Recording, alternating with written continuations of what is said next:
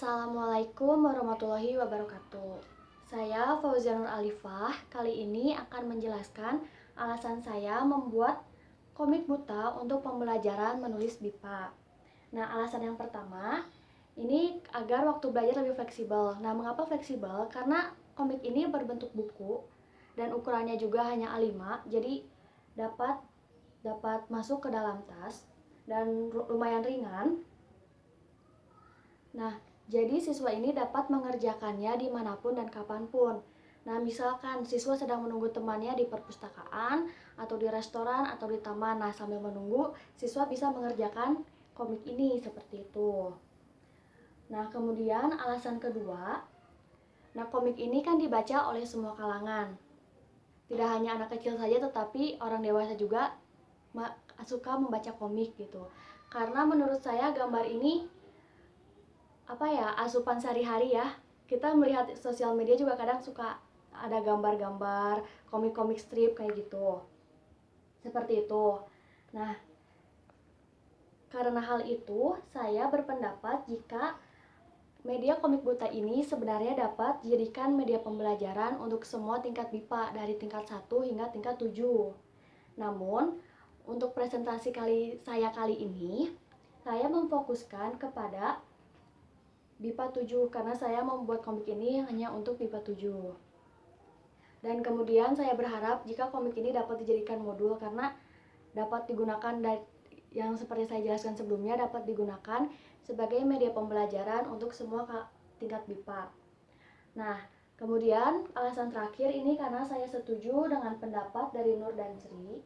Mereka mengatakan jika media komik buta dapat membangun stimulus yang memancing daya imajinasi siswa dalam mengembangkan kreativitas menulis cerita yang sesuai dengan karakter gambar yang sudah tersedia. Nah, di sini saya setuju ya, karena komik buta khususnya ini dapat menstimulus imajinasi siswa sesuai gambar yang tersedia. Bahkan dalam satu panel itu bisa saja setiap siswa ini memiliki cerita yang berbeda-beda meskipun gambar yang dihadirkan ini sama. Nah, seperti itu. Lalu untuk menggunakan medianya tersebut, nah dalam buku ini, nah pada halaman pertama ini ada sebuah sinopsis. Nah, sinopsis ini untuk menstimulus siswa akan menceritakan apa sih? Karena kalau tidak dikhawatirkan jika tidak ada sinopsis ini, siswa akan kebingungan ini ceritanya mengenai apa, seperti itu. Lalu pada halaman selanjutnya ini berisi komik buta ya, tidak terdapat percakapan. Komik buta seperti ini saja. Kemudian di akhir di sini ada membuat teks deskripsikan aku. Nah, yang dideskripsikan ini adalah tokoh penting pada cerita yang sudah dibuat. Kemudian yang terakhir ini ada nih, ceritakanlah. Di sini siswa disuruh membuat teks narasi dan ini sesuai dengan KD yang terdapat dalam Permendikbud. KD-nya itu menulis teks yang kohesif dan koheren yang sesuai dengan tujuan dan target pembaca, baik fiksi maupun non-fiksi. Dan dalam indikator lulusannya ada menulis teks narasi seperti itu. Dan ini sudah sesuai dengan KD-nya juga. Nah, seperti itu.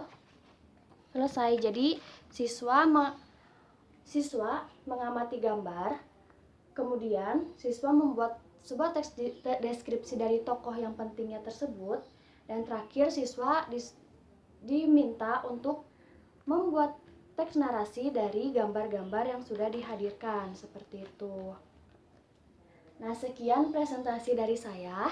Mohon maaf bila ada kesalahan kata-kata. Wassalamualaikum warahmatullahi wabarakatuh.